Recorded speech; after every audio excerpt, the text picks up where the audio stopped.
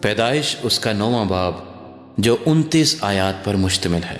اور خدا نے نوح اور اس کے بیٹوں کو برکت دی اور ان کو کہا کہ بارور ہو اور بڑھو اور زمین کو معمور کرو، اور زمین کے کل جانداروں اور ہوا کے کل پرندوں پر تمہاری دہشت اور تمہارا روب ہوگا۔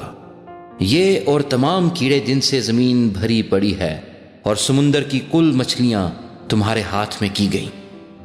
ہر چلتا پھرتا جاندار تمہارے کھانے کو ہوگا۔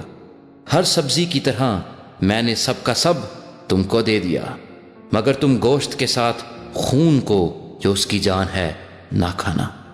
میں تمہارے خون کا بدلہ ضرور لوں گا، ہر جانور سے اس کا بدلہ لوں گا۔ آدمی کی جان کا بدلہ آدمی سے اور اس کے بھائی بند سے لوں گا۔ جو آدمی کا خون کرے اس کا خون آدمی سے ہوگا، کیونکہ خدا نے انسان کو اپنی صورت پر بنایا ہے۔ اور تم بارور ہو اور بڑھو اور زمین پر خوب اپنی نسل بڑھاؤ اور بہت زیادہ ہو جاؤ۔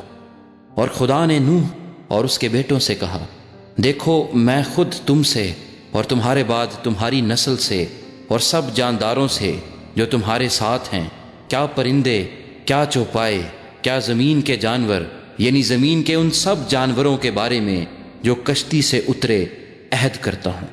میں اس عہد کو تمہارے ساتھ قائم رکھوں گا کہ سب جاندار طوفان کے پانی سے پھر ہلاک نہ ہوں گے، اور نہ کبھی زمین کو تباہ کرنے کے لیے پھر طوفان آئے گا۔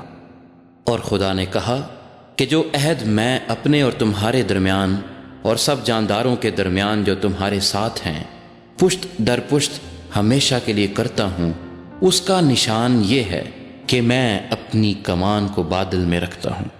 وہ میرے اور زمین کے درمیان عہد کا نشان ہوگی۔ اور ایسا ہوگا کہ جب میں زمین پر بادل لاؤں گا تو میری کمان بادل میں دکھائی دے گی، اور میں اپنے عہد کو جو میرے اور تمہارے اور ہر طرح کے جاندار کے درمیان ہے یاد کروں گا۔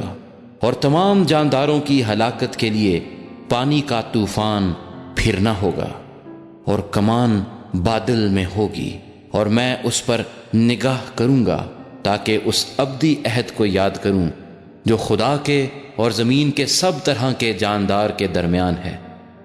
پس خدا نے نوح سے کہا کہ یہ اس عہد کا نشان ہے جو میں اپنے اور زمین کے کل جانداروں کے درمیان قائم کرتا ہوں۔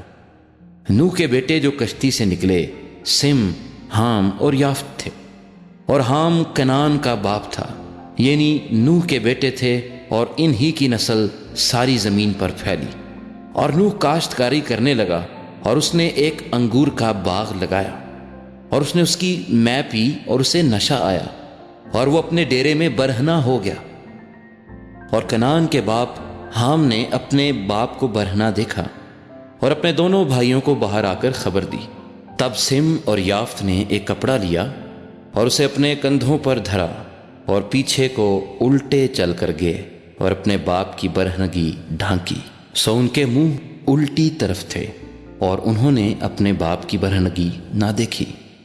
جب نوح اپنی مے کے نشے سے ہوش میں آیا تو جو اس کے چھوٹے بیٹے نے اس کے ساتھ کیا تھا اسے معلوم ہوا، اور اس نے کہا کہ کنعان ملعون ہو، وہ اپنے بھائیوں کے غلاموں کا غلام ہوگا۔ پھر کہا خداوند سم کا خدا مبارک ہو، اور کنعان سم کا غلام ہو۔ خدا یافت کو پھیلائے کہ وہ سم کے ڈیروں میں بسے اور کنعان اس کا غلام ہو۔